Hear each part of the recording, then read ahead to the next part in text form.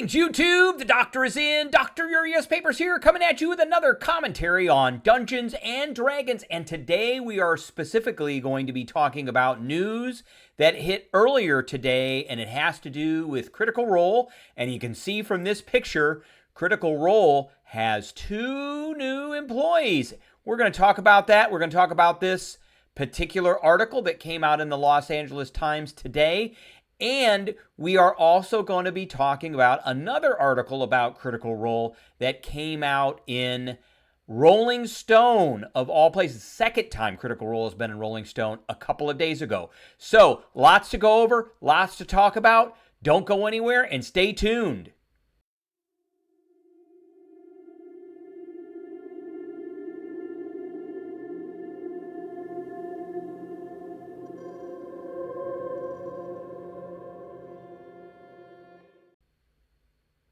All right, before we begin, don't forget to hit that subscribe button. If you like this video, hit the like button. If you have any questions or comments, please leave a question or comment. Don't forget to hit that notification bell, and don't forget to share this video. All right, so the title of this article is Why Dungeons and Dragons Storytelling Duo Signed with Critical Role. I have a pen here, and I don't want to lose my pen. So the crux of this is, we have a picture of the entire team of Critical Role. So we've got Marisha Ray, Ashley Johnson, we've got Travis Willingham, we've got Taliesin Jaffe, Laura Bailey, Matt Mercer, and Liam O'Brien. And then we got these 2 guys right here. These 2 dudes right here. Chris Perkins and Jeremy Crawford now work for Critical Role. So this came out today, June 16th. It came out at 8 a.m. Pacific Standard Time, or Pacific Daylight Time, whatever you want to call it, which I'm on the East Coast, so that was about noon. It says Chris Perkins and Jeremy Crawford led the Dungeons and Dragons design team for decades at game publisher Wizards of the Coast, and they are no longer with Wizards of the Coast. The 2 have been hired by Critical Role Productions game division Darrington Press.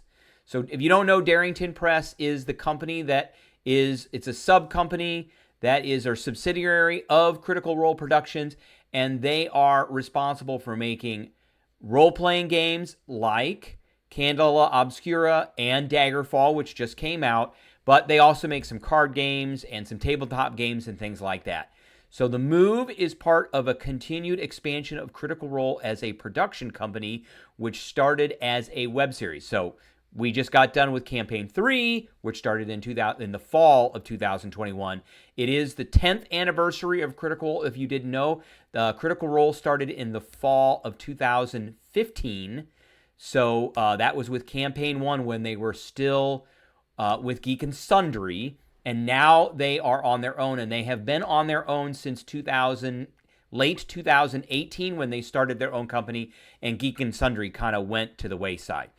So, big things here. The team at Critical Role Productions, the entertainment company, and that grew out of the web series Critical Role, featuring voice actors playing Dungeons and Dragons, continues to expand its media foothold with its newest hires, former Wizards of the Coast gurus Chris Perkins and Jeremy Crawford, who were both responsible for all of the 2024 books.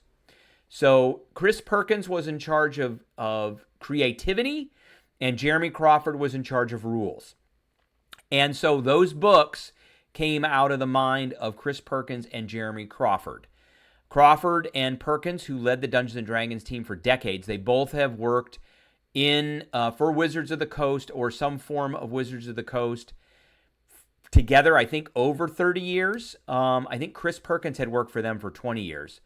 So Chris was the creative director here, and Jeremy Crawford was the game director overseeing rules.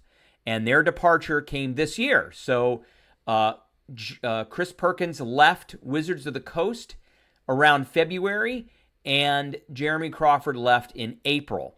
And that was a big deal when that happened. That hit the news that, the new books had come out. They were done.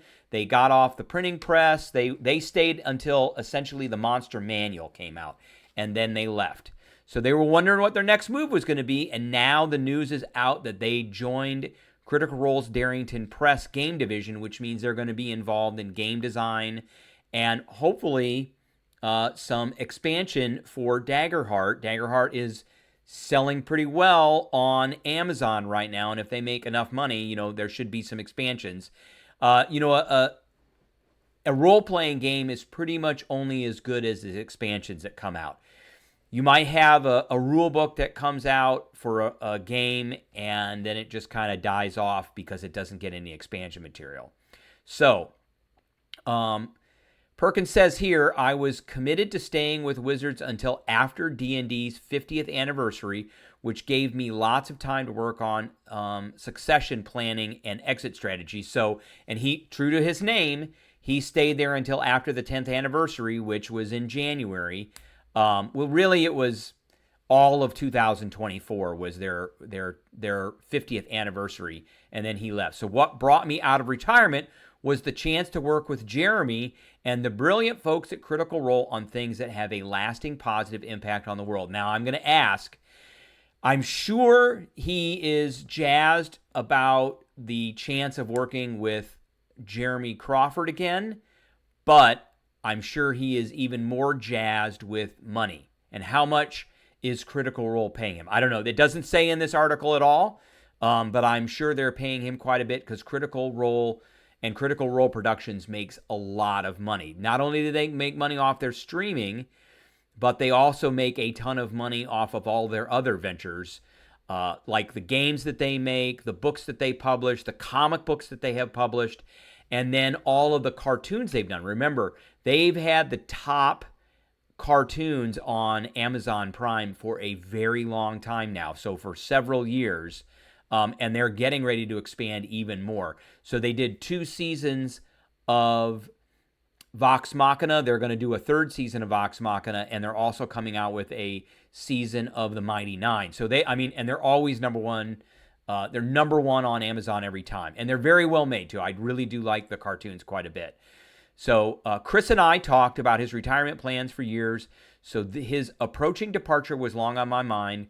When we sent the new D&D rule books to the printer last year, I felt it was time to explore new chapters for myself, said Jeremy Crawford. I love the game and its team, but 18 years is a long time.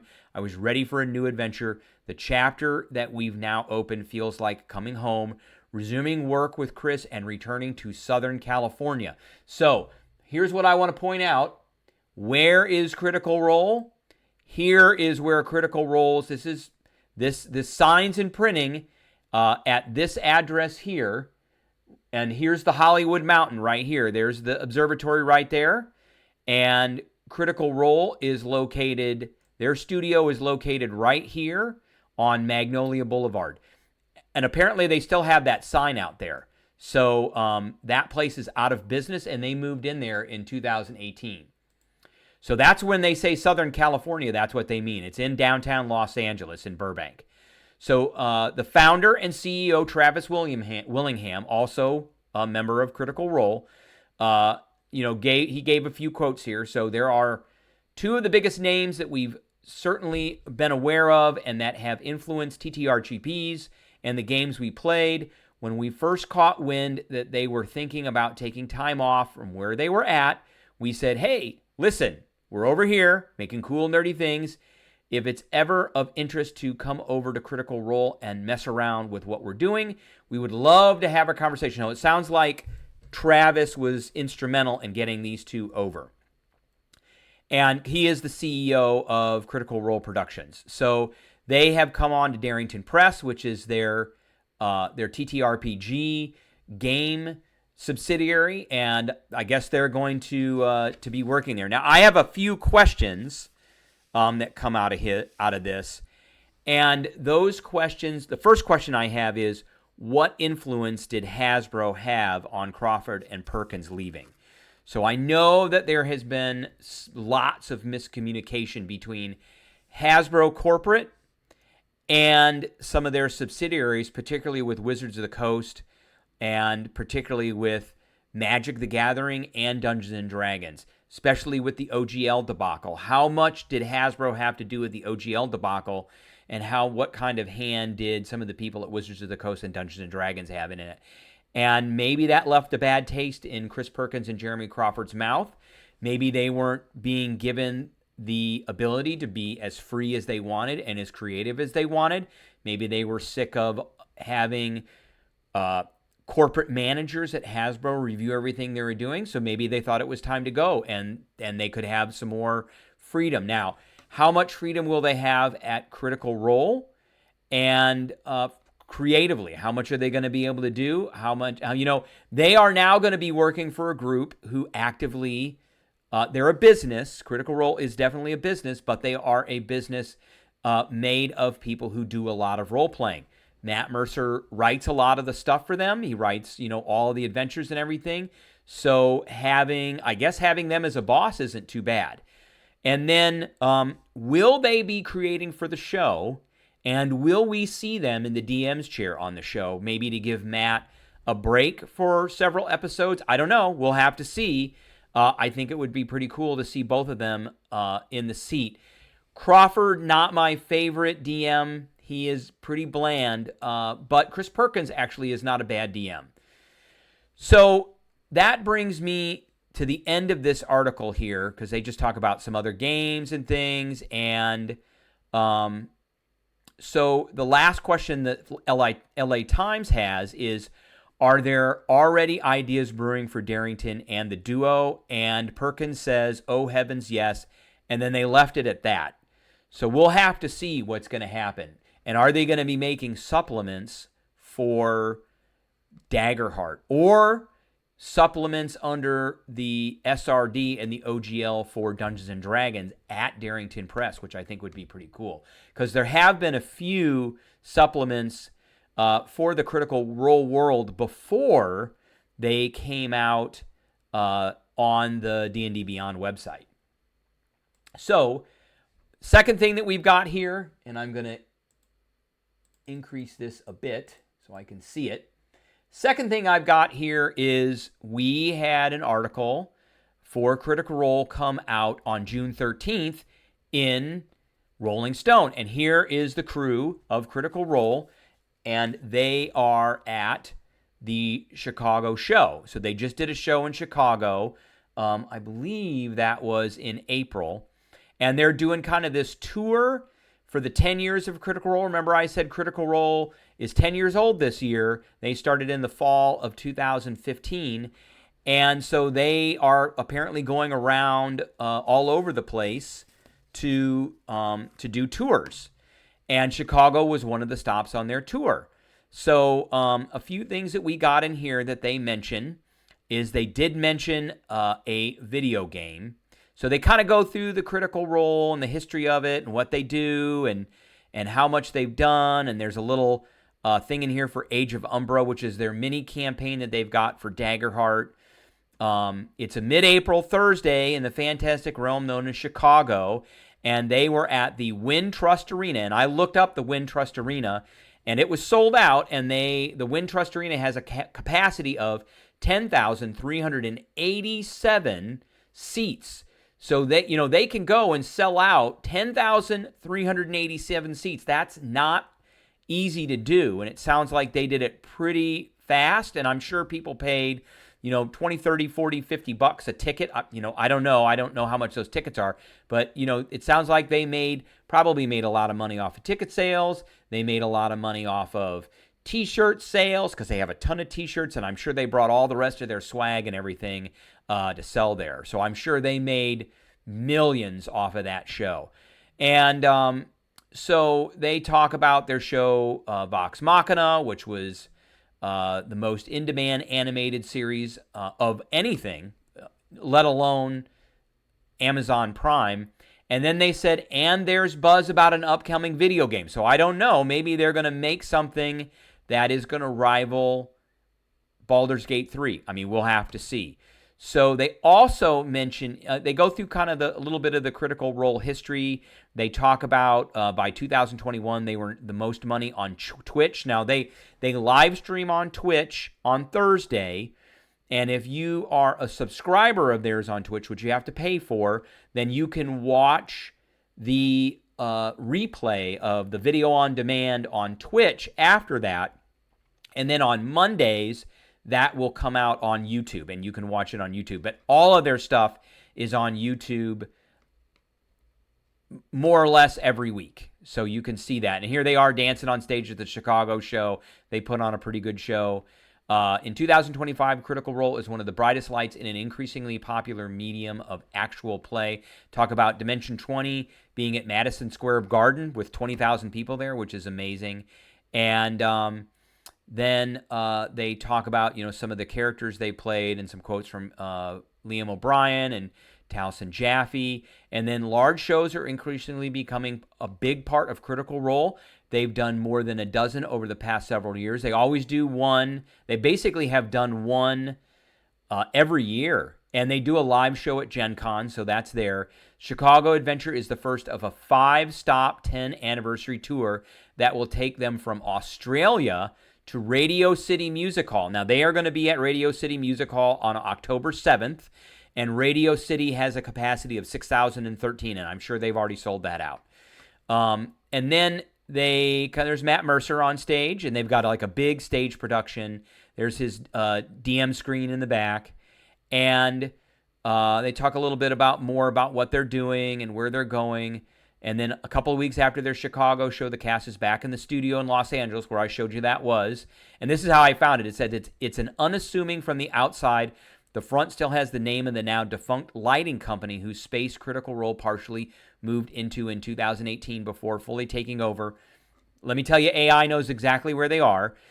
Here it says they have roughly 70 employees, including not one but two people whose job it is to know all the lore Critical Role has developed over 3 main campaigns. I would love to see all of the Excel sheets that those two people have to put together with all the NPCs and all the cities and locations, because Matt does make up a bunch of stuff on the fly during the games. He's got like a random list of NPC names that he writes down, and he'll pick one off whenever the players go off, kind of off script. They're not really scripted, but when they go off the reservation and go somewhere where he didn't expect, he'll pull one out, and they have to keep track of all of them because everybody takes notes on that. So I would really love to see those Excel sheets. I put Excel sheets together for all my games with the magic items the players have picked up, the places they have been, the shops they've been to, the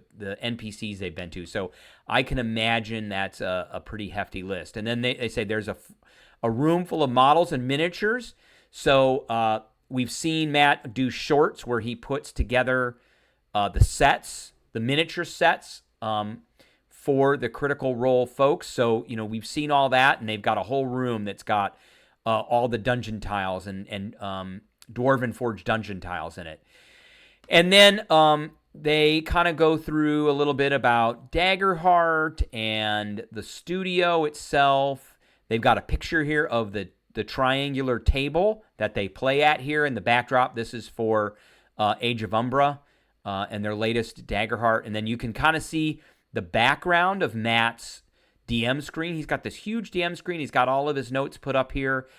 He's got a few things in here. I think this is all Daggerheart backdrop. He's got a soundboard here. That's pretty cool. And he's got his car keys over here on his dice tray.